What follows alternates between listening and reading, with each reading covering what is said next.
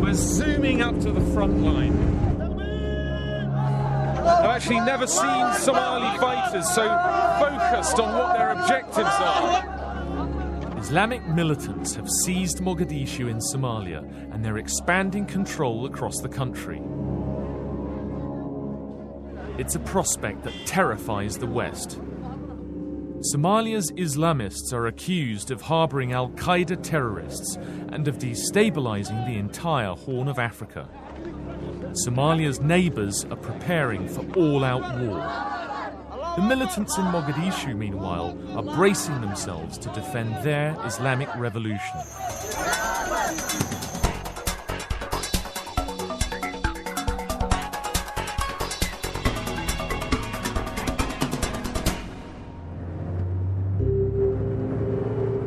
Mogadishu is notorious for being one of the most dangerous cities on earth.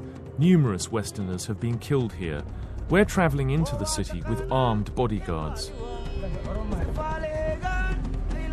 We've come to see whether life in Mogadishu has changed under the militants, known as the Union of Islamic Courts. We're driving across what was the Green Line, the worst area of fighting in the city. Mogadishu has been reduced to rubble by a 16-year cycle of conflict involving local warlords and sharp U-turns in American foreign policy. First, the Americans intervened but clashed with the warlords. Then after 9/11, they decided to hire some of them as bounty hunters chasing terror suspects. War-torn Mogadishu, Washington claimed, had become a haven for al-Qaeda.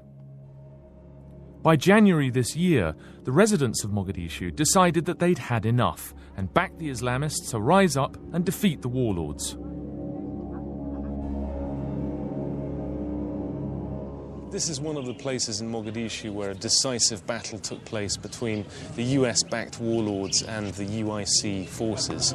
Fighting raged in the city between January and June when the UIC finally took control of the capital. By then, Somalia's long civil war had claimed 500,000 lives.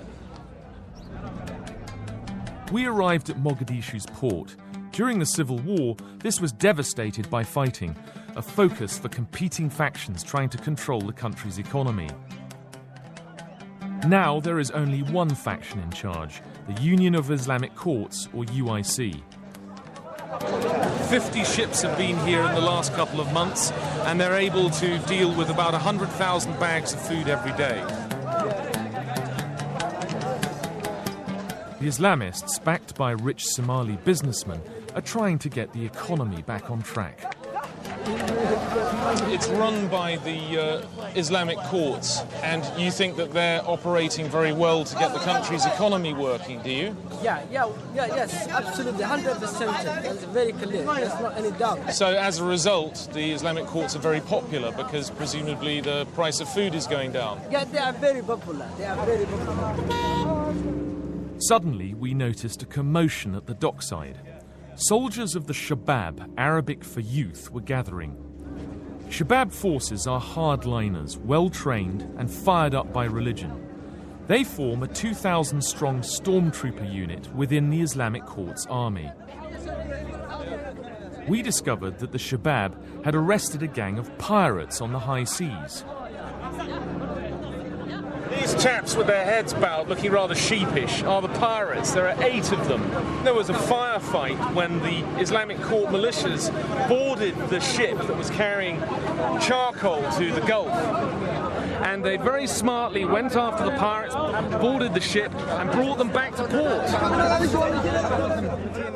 The militants are keen to show that they're capable of establishing law and order by ending all forms of banditry. This is a huge publicity coup for the Islamic Court forces. There were 60 acts of piracy off Somali waters last year, making it the worst place in the world for piracy. Even leading officials from the Islamic courts had turned up to celebrate the arrests, including the security chief Yusuf Indade. What penalty will these pirates face if found guilty at the court?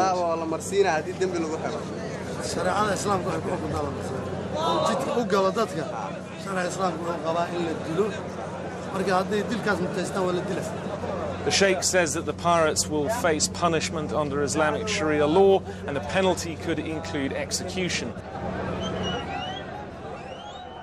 The Islamic courts are sending a message to the outside world.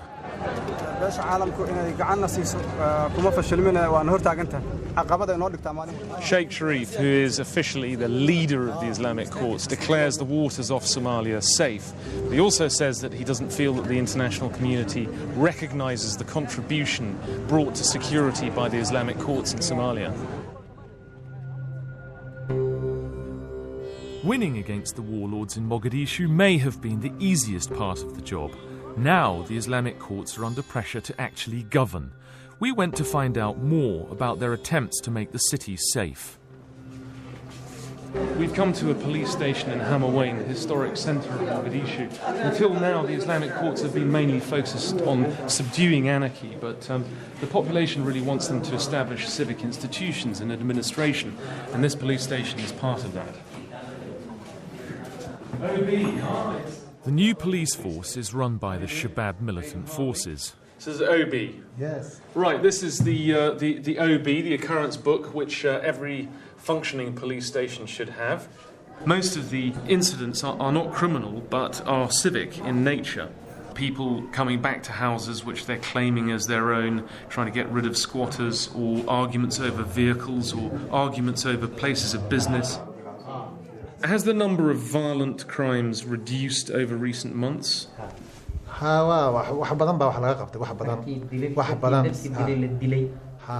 says that the Islamic courts have executed 2 murderers, and this has clearly sent a message to the others, and he says that the number of violent crimes has reduced. From the police station, we travelled to the centrepiece of the new Islamic regime in Mogadishu, the courts. They're run according to Sharia law, a system of justice that is often seen as barbaric by Western observers. We're on our way to the Central Islamic Court in Mogadishu. It's been very difficult to gain access because there's a lot of distrust of Western journalists and how we'll represent Sharia law, but finally we've been able to get an invitation. We arrived to find the place buzzing with activity.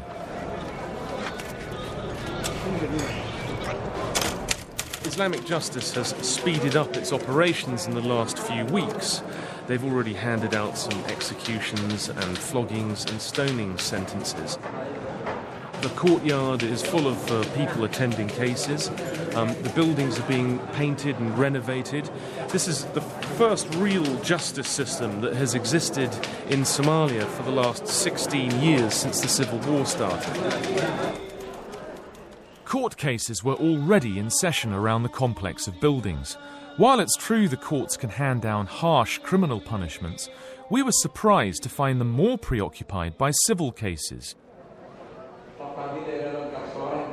At a central hall, we witnessed the appointment of dozens of new magistrates or qadis.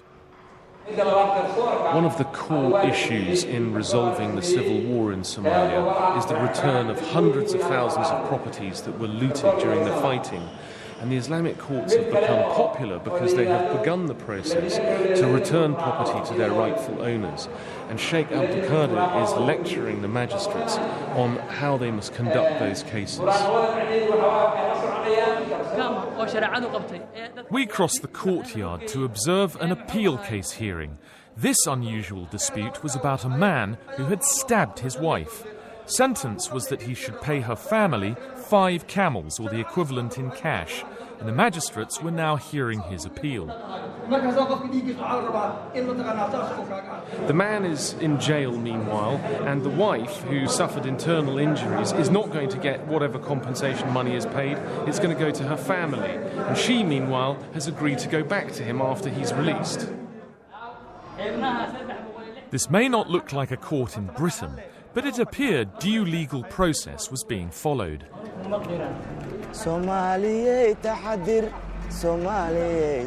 The Islamists have restored order in Mogadishu, even marshalling armies of workers to clear decades of rubble from the streets. It's hard to believe that the rest of the world regards them as rebels.